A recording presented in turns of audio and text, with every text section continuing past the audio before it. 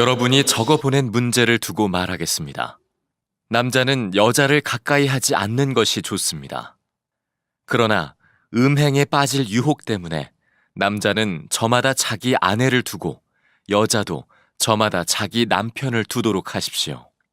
남편은 아내에게 남편으로서의 의무를 다하고 아내도 그와 같이 남편에게 아내로서의 의무를 다하도록 하십시오. 아내가 자기 몸을 마음대로 주장하지 못하고 남편이 주장합니다. 마찬가지로 남편도 자기 몸을 마음대로 주장하지 못하고 아내가 주장합니다. 서로 물리치지 마십시오. 여러분이 기도에 전념하기 위하여 얼마 동안 떨어져 있기로 합의한 경우에는 예외입니다. 그러나 그 뒤에 다시 합하십시오. 여러분이 절제하는 힘이 없는 틈을 타서 사탄이 여러분을 유혹할까 염려되기 때문입니다.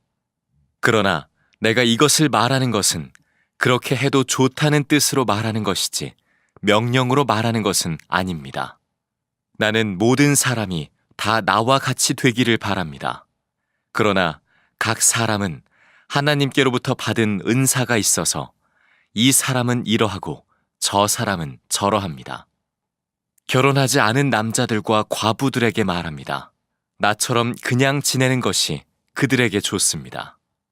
그러나 절제할 수 없거든 결혼하십시오. 욕정에 불타는 것보다는 결혼하는 편이 낫습니다. 결혼한 사람들에게 말합니다.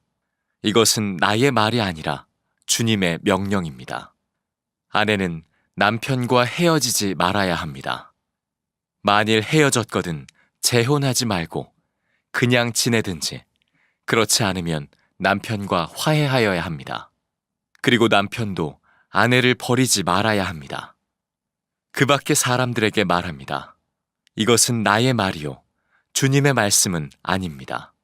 어떤 교우에게 믿지 않는 아내가 있는데 그 여자가 남편과 같이 살기를 원하면 그 여자를 버리지 말아야 합니다. 또 어떤 여자에게 믿지 않는 남편이 있는데 그가 아내와 같이 살기를 원하면 그 남편을 버리지 말아야 합니다. 믿지 않는 남편은 그의 아내로 말미암아 거룩해지고 믿지 않는 아내는 그 남편으로 말미암아 거룩해졌습니다. 그렇지 않으면 그들의 자녀도 깨끗하지 못할 것인데 이제 그들은 거룩합니다. 그러나 믿지 않는 사람 쪽에서 헤어지려고 하면 헤어져도 됩니다. 믿는 형제나 자매가 이런 일에 얽매일 것이 없습니다. 하나님께서는 여러분을 부르셔서 평화롭게 살게 하셨습니다. 아내 된 이여, 그대가 혹시나 그대의 남편을 구원할는지 어찌합니까? 남편 된 이여, 그대가 혹시나 그대의 아내를 구원할는지 어찌합니까? 오늘도 예배하는 여러분 모두 위에 주의 은혜가 함께하고 계십니다. 상황은 참 어렵습니다. 아마 점점 더 전 세계적으로 어려움이 더 가중되는 것 같습니다. 언제 이것이 끝날까 그런 생각도 듭니다. 그러나 저는 믿기를 하나님을 사랑하는 자에게 또 그 뜻대로 부르심을 이룬 자들에게는 모든 것이 합력하여 선을 이룰 것이라, 이 일 속에도 유익이 있을 것이라고 믿습니다. 우선 신천지의 실상이 드러난 것이 그것 중에 하나겠죠. 우리는 이미 신천지가 대단히 사악한 집단인 것을 알고 있었습니다. 그러나 정부도 또 언론도 또 학교도 우리 사회도 신천지의 실상에 대해서 정확하게 알지 못했고 또 알려고도 하지 않았습니다. 그런데 지금 코로나19 확산으로 인해서 신천지의 실상이 그대로 다 드러났습니다. 전율할 만한 일입니다. 하나님이 심판하시기로 작정하시면 어떤 일이 일어날 수 있겠는지를 우리가 깜짝 놀라는 눈으로 보고 있습니다.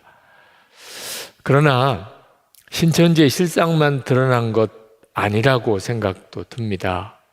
더 중요하고 또 더 두려운 것이 있습니다. 그것은 예수를 믿는다고 하는 우리의 믿음의 실상도 그대로 드러나고 있습니다. 우리가 정말 예수님을 믿는 겁니까? 교회에서 모일 수 없고 성도들끼리 교제할 수 없게 될 때 그래도 예수님과는 동행하는 그런 삶을 살고 있는 겁니까? 하나님의 성전이라고 그렇게 고백했는데 정말 하나님의 성전답게 사는 겁니까? 여러분, 우리가 마지막 주님 앞에 섰을 때 그때 우리의 믿음의 실상이 정말 예수님을 믿는 게 아니라고 드러나는 것은 끔찍한 일입니다.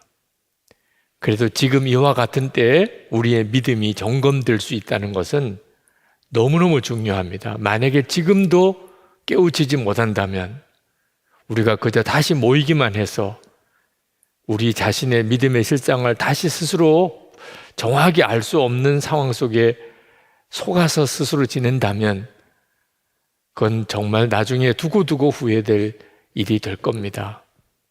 여러분 안에 정말 예수님으로 충분한지, 나는 진짜 예수님을 믿는 사람인지, 하나님의 성전인지 분별하는 기준이 하나 있습니다. 그것은 여러분이 예수님으로 인하여 행복한가 하는 겁니다.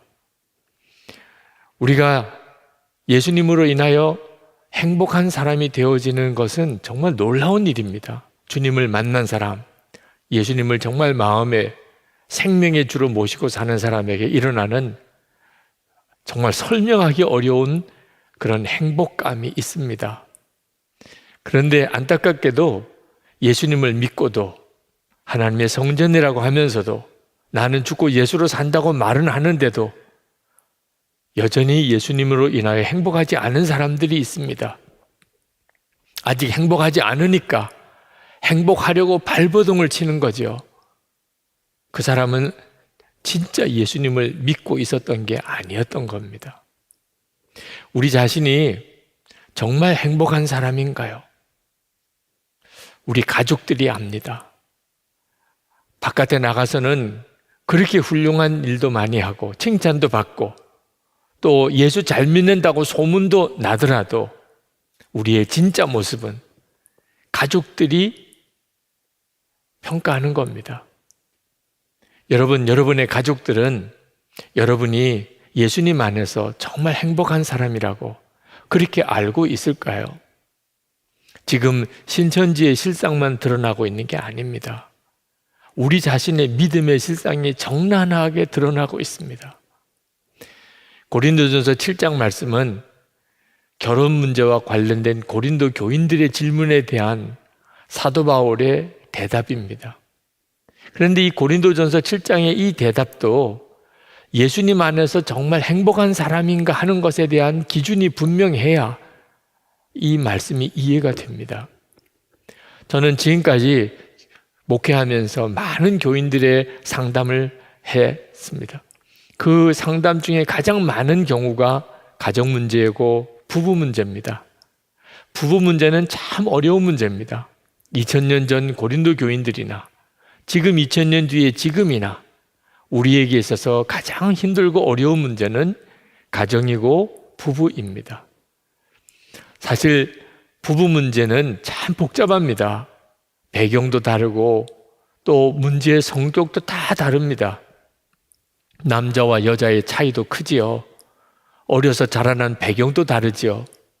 그리고 성격도 너무너무 다르죠. 재정적인 문제, 성적인 문제, 집안의 문제, 또 부모와 자녀들과의 문제, 복잡하기 짝이 없습니다.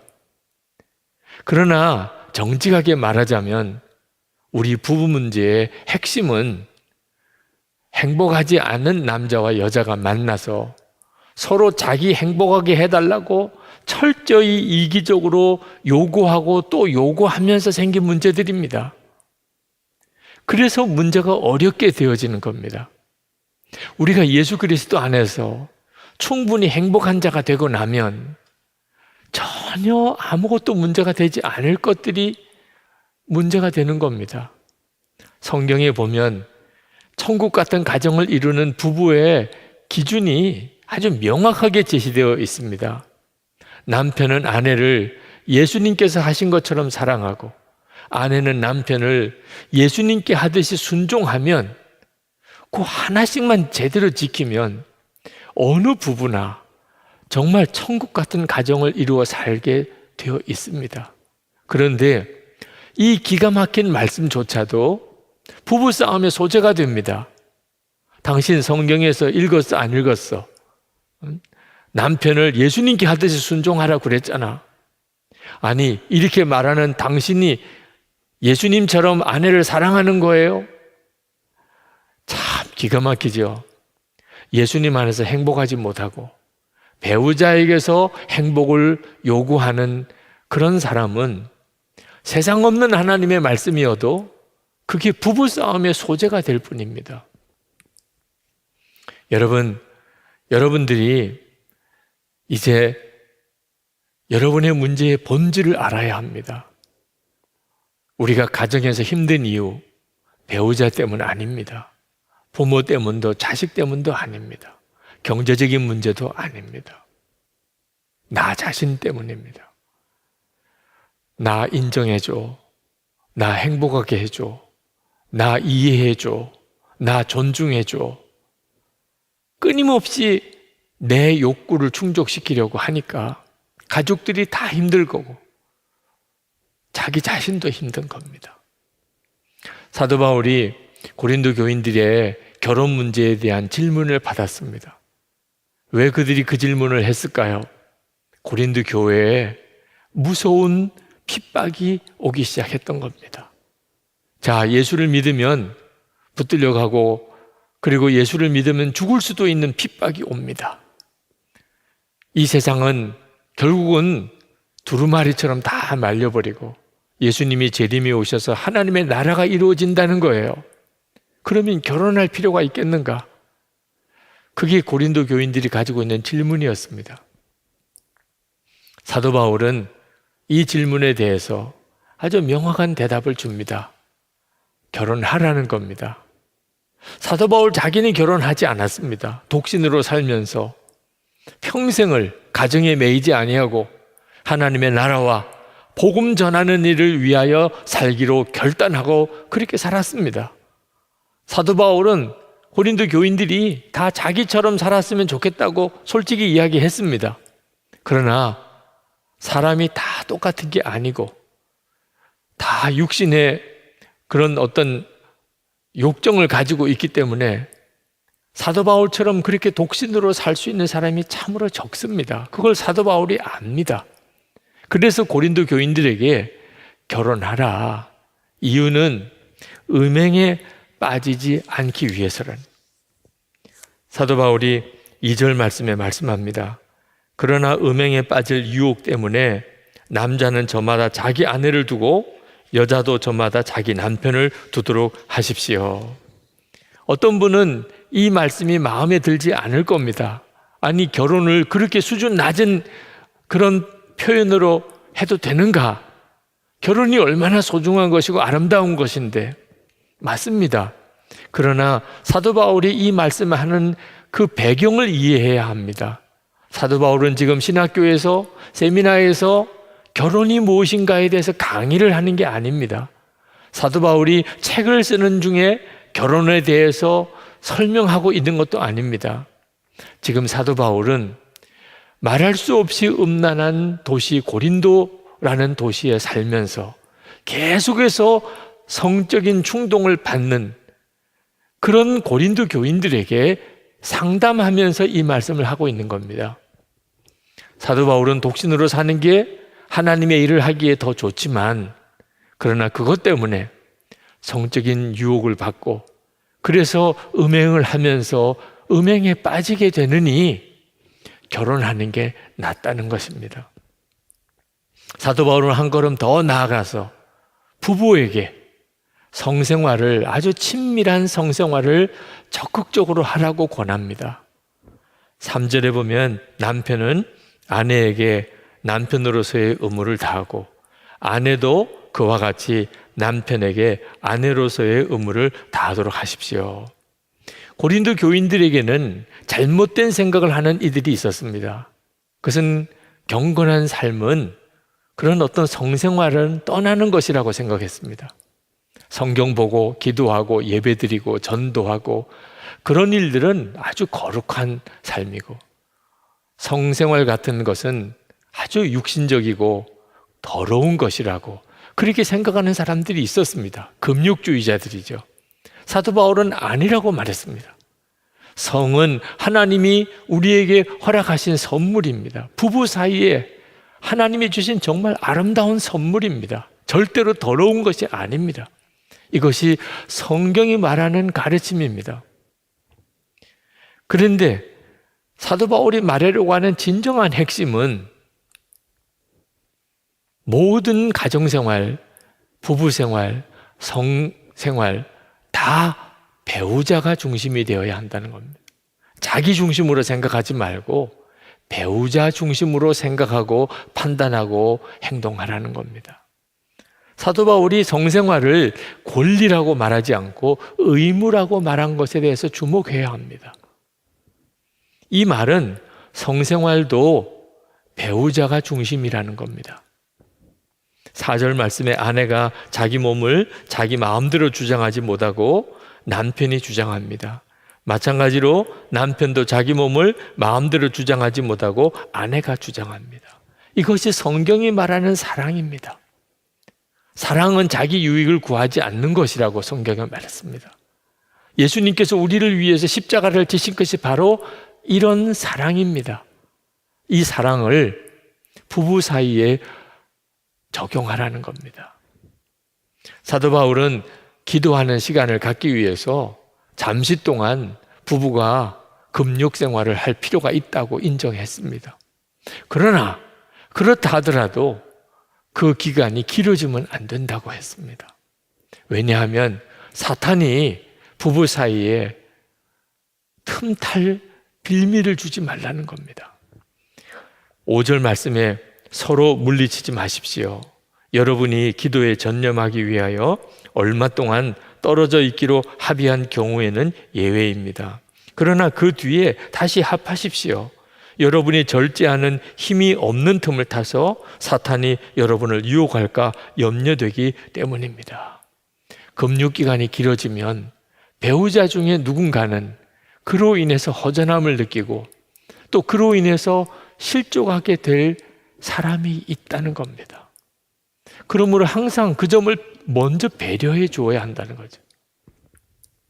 여기서 조심할 게 있습니다. 역시 이 말씀조차도 부부싸움에 빌미를 제공할 수 있다는 겁니다. 당신 오늘 말씀 들었어? 못 들었어? 당신 성경 보았어? 못 봤어? 그러니 이제 당신 몸은 당신 게 아니야. 내 거지. 참 대책 안 서는 사람들이죠. 우리는 사도 바울이 부부관계나 성생활에 대한 어떤 지침을 주고 있는 것이 아님을 알아야 합니다.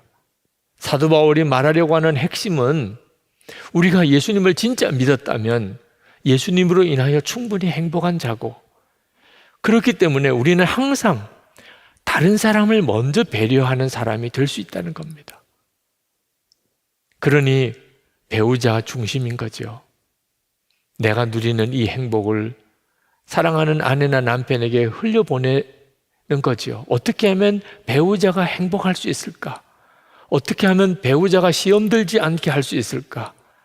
그게 바로 예수님을 진정으로 믿는 자, 그래서 행복한 자의 삶이라는 것입니다. 이것은 예수를 믿되 진짜 예수님 안에서 행복한 자만이 할 수 있는 일입니다. 자기가 행복하지 않은데 어떻게 다른 사람을 배려할 수 있겠습니까? 불신자인 배우자와의 이혼 문제도 마찬가지입니다. 사도 바울은 10절 말씀에서 결혼했으면 이혼하지 말라. 이것은 주님의 명령이라고 말씀했습니다. 대원칙이죠. 하나님이 짝지어 주신 것을 사람이 나누지 못할 것입니다. 그러나 이혼할 수밖에 없는 사정이 생기는 것도 또 참 안타까운 일입니다. 예수님께서도 간음한 배우자의 간음으로 인해서는 이혼을 허락하셨습니다. 사도 바울도 불신자인 배우자인 경우에 이혼할 수 있다고 말씀하고 있습니다. 왜 이혼 문제가 이렇게 심각한가? 어느 시대나 불신자인 배우자와 함께 살면서 신앙생활 하는 것은 다 어렵습니다. 지금도 마찬가지고 어려움을 겪는 교우들도 있습니다. 그러나 고린도 시대에는 비교할 수 없이 컸습니다. 왜냐하면 그때 당시는 핍박이 시작되었기 때문입니다. 예수를 믿는 사람이 가족 중에 한 사람이 생기면 온 가족이 큰 위기에 빠지는 겁니다. 남편이나 아내가 예수를 믿으면 그 배우자도 같이 위기에 빠지는 겁니다. 코로나19 확산 때 가족 중에 한 사람이 감염자가 생기면 온 가족이 비상이 걸리지 않습니까? 그것과 비교가 안 됩니다. 핍박이 그렇게 무서운 거지요. 그러니 불신자인 배우자에게 있어서 예수를 믿는 사람이 배우자가 생긴 것은 심각한 문제죠. 자, 이런 일이 있다 하더라도 기준은 언제나 배우자에게 있어야 한다는 겁니다.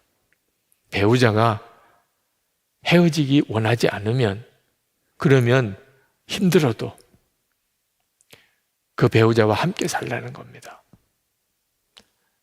혹시 어떻게 압니까? 그 배우자도 예수를 믿고 구원받게 될 날이 올지. 특히 자녀들은 더 그렇습니다. 그러나 만약에 배우자가 헤어지기를 원하면 헤어져도 좋다는 겁니다. 15절 말씀에 그러나 믿지 않는 사람 쪽에서 헤어지려고 하면 헤어져도 됩니다. 믿는 형제나 자매가 이런 일에 얽매일 것이 없습니다.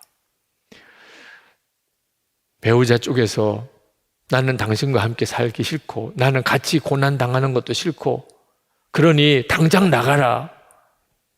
그러면 이혼해도 좋다는 겁니다. 그것 때문에 죄책감 가질 필요가 없다는 겁니다. 그러나 여러분, 이 말씀을 가지고 이혼해도 좋다는 허락으로만 받으시는 것은 참 조심해야 합니다. 그러니까 불신자 남편이 헤어지자 그러면 이혼해도 되는 거구나. 동기가 내가 편하지 않은 쪽으로 동기가 있으면 그러면 그것은 이 말씀 자체를 자기 중심으로 해석하는 것이 됩니다. 혹시 알겠는가? 배우자를 구원할 수 있게 될지. 16절에 사도 바울이 마지막에 그렇게 말씀합니다. 아내되니여 그대가 혹시나 그대의 남편을 구원할는지 어찌 압니까? 남편되니여 그대가 혹시나 그대의 아내를 구원할는지 어찌 압니까? 평생 살다가 그저 믿지 않는 배우자 한 사람 구원하는 것으로 삶이 끝났다 하더라도 그것은 참으로 가치가 있는 일입니다. 그러니 배우자의 영혼을 귀하게 여겨 판단해야 하는 겁니다. 사도 바울이 결혼이나 이혼의 문제에 대해서 권면하는 기준은 아주 분명합니다. 이제 예수 믿고 행복한 자가 되었으니 절대로 이적인 동기로 무슨 결정이든지 하지 말라. 배우자를 위하여 배우자에게 초점을 맞추어서 판단하고 생각하고 결정하라는 것입니다. 사도 바울은 17절에서 고린도 교인들에게 주어진 분수와 처지대로 살라고 권면합니다. 각 사람은 주님께서 나누어 주신 분수 그대로 하나님께서 부르신 처지 그대로 살아가십시오. 20절, 21절에 가면 노예인 교인들에게 말합니다. 자유자가 될 수 있는 길이 있다면 힘써서 그걸 이루십시오. 그렇지만 자유자가 될 수 있는 길이 없어서 그냥 노예로 살아야 된다면 그것 때문에 너무 상심하지 마십시오. 그것 때문에 하나님을 원망하지 마십시오. 그런 뜻입니다. 있는 처지, 자기 지금 분수에 맞추어 그대로 살으라는 거죠. 사도 바울이 이렇게 말씀하시는 것은 우리가 예수님으로 인하여 충분히 행복한 사람이기 때문에 신분이 바뀌어야 행복하고 처지가 달라져야 행복하고 환경이 달라져야 행복하다고 하는 착각에 빠지지 말라는 겁니다. 우리가 사는 모든 곳이 하나님의 나라를 위한 사명지입니다. 여러분, 하나님은 복의 하나님이십니다. 그래서 우리가 예수를 믿고 하나님의 자녀가 되면 하나님께서 우리에게 여러 가지 복을 주십니다. 그렇지만 모든 그리스도인들이 다 더 좋은 곳, 더 편한 곳, 더 은혜로운 곳, 더 살기 그런 풍족한 곳으로만 가기를 원한다면 힘들고 고생스럽고 소외되고 고통스러운 곳에 사는 사람들에게는 누가 복음을 전하며 누가 예수님을 전하며 누가 하나님의 나라를 그곳에서 준비해 갈 수 있겠습니까? 노예들은 자유인이 되기를 갈망합니다. 사도 바울은 그럴 수 있으면 그렇게 하라고 권합니다. 그러나 노예들에게 누가 복음을 전할 것이며 누가 하나님의 나라를 그들과 함께 이루어 가겠습니까? 누군가는 그 일을 해야 하지 않겠습니까? 자유인이 될 수 없는 그런 상황에 있는 노예라면 여기가 내 사명지구나 그렇게 생각할 수도 있지 않겠느냐는 겁니다. 예수님이 내 안에 거하시니 나는 충분히 이제 행복하다. 여러분, 누가 진짜 복이 있는지 잘 깨달아야 됩니다. 우리 주님이 재림이 오실 때 더 잘 살아보려고, 더 많이 가지려고, 더 높아지려고, 더 은혜로운 곳에 가서 살려고 그렇게 발버둥 치다가 주님을 만난 사람과 힘들고 소외되고 고통당하는 곳에 그곳이 내 사명지라고 느끼고 하나님의 나라를 위해서 그곳에서 열심히 일하다가 주님 앞에 선 사람, 누가 더 복이 있다고 하겠습니까? 사도 바울은 우리가 자유를 얻었으나 그것은 주님의 노예가 되는 자유라고 그렇게 말씀했습니다. 22절에 주님 안에서 노예로서 부르심을 받은 사람은 주님께 속한 자유인입니다. 그와 같이 자유인으로서 부르심을 받은 사람은 그리스도의 노예입니다. 이 말씀이 좀 헷갈릴 수 있겠어요. 쉽게 표현하면 어떤 사람이 노예입니다. 그런데 그 예수를 믿었습니다. 그렇다면 그는 예수님 안에서 자유인이라는 겁니다. 어떤 사람은 자유인입니다. 그래서 그가 예수를 믿었습니다. 그렇다면 그는 예수님 안에서 그리스도의 노예라는 것입니다. 자유인이냐 노예냐 하는 것은 사실 그렇게 중요한 분별 기준이 아니라는 겁니다. 예수님 안에 있으면 노예도 자유인이고 자유인도 그리스도의 노예라는 겁니다. 노예라는 말이 좀 귀에 거슬리는 분이 있으실 겁니다. 예수 그리스도가 누군지 주님을 인격적으로 만나지 못했으니까 그런 느낌을 가지는 겁니다.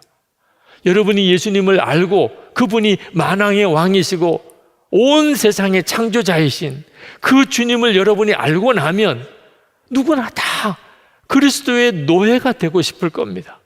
세상 왕 비교가 안 됩니다. 그리스도의 노예가 되고 싶지 세상의 왕이 되기를 거절하게 될 겁니다.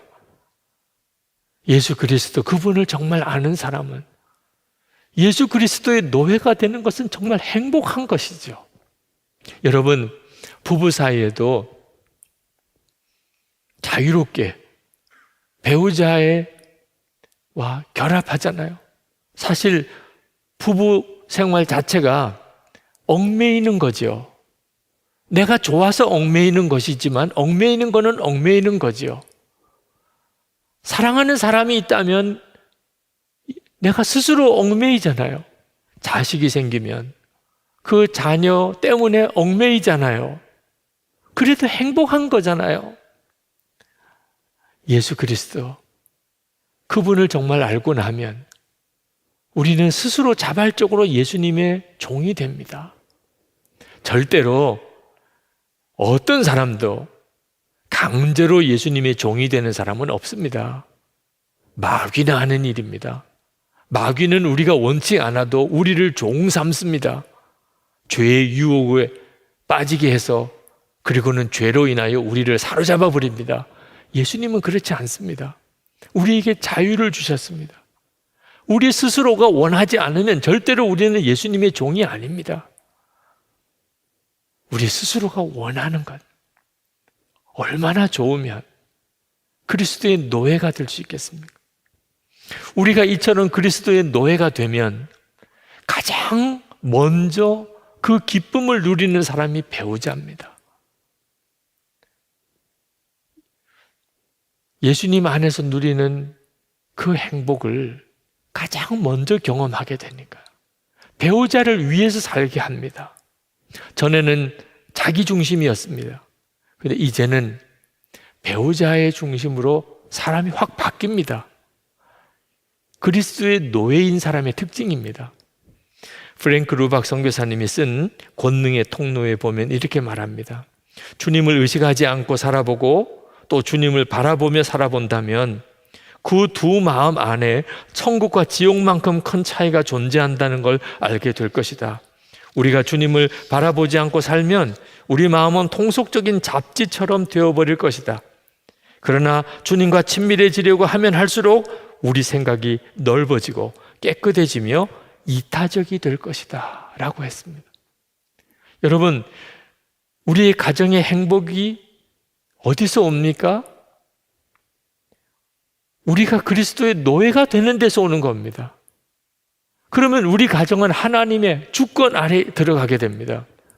우리 가족 중에 한 사람이라도 그리스도의 노예가 된다면, 그러면 우리 가족 모두는 정말 행복합니다. 예수님께서 우리 가정을 행복하게 만드실 수 있는 겁니다. 당신의 종이 있으니까.